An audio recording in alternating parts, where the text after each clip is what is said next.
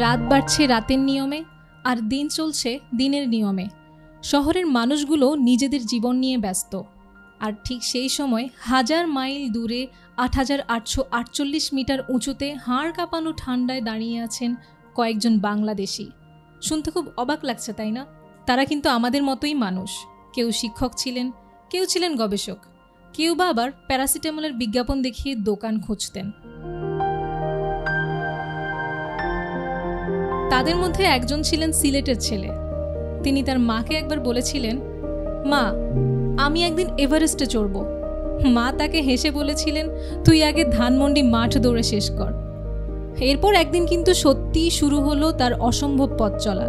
আর সেই পথ চলায় প্রতিটি পদক্ষেপে ছিল ঠান্ডার ছোবল, ক্ষুধার বিরুদ্ধে যুদ্ধ। তাদের মধ্যে মাঝে মাঝে কেউ ক্লান্ত হয়ে বসে পড়ে, কারো পায়ে ফোস্কা পড়ে, কারো বুকে ভয়, কিন্তু থেমে যাওয়ার সেখানে কোনো সুযোগ ছিল না। তাদের কারো কানে ভেসে আসে মায়ের ডাক, কারো চোখে ভেসে ওঠে সাগরের গর্জন, কেউ অনুভব করে রক্তে বইছে ইতিহাস। আর তারপর সেই মহা মুহূর্ত, চূড়ায় পৌঁছে যান তারা।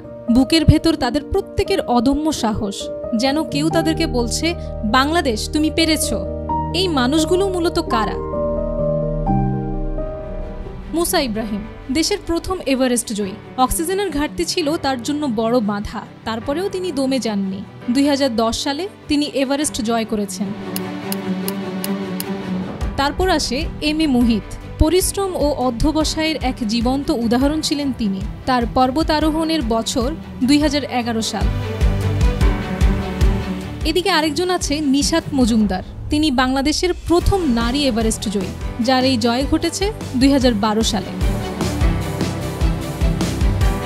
আরেকজন নারী এভারেস্ট জয়ী ওয়াসফিয়া নাজরিন, যিনি 2013 সাল এভারেস্ট থেকে নারী সাহসের নতুন সংজ্ঞা তৈরি করেছিলেন।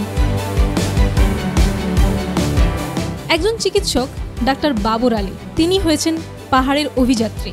2024 সালে সাদা চূড়ায় রেখেছেন তার সেবা আর সাহসের ছাপ।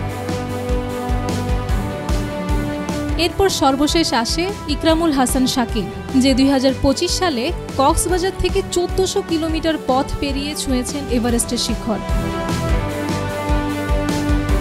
তাদের এই গল্পগুলো কিন্তু শুধু জয় করার গল্প ছিল না, এগুলো সাহসের, ত্যাগের, মানুষের সীমা ছাড়িয়ে যাওয়ার গল্প। তারা পাহাড় জয় করে নিজেদেরকে জয় করেছেন।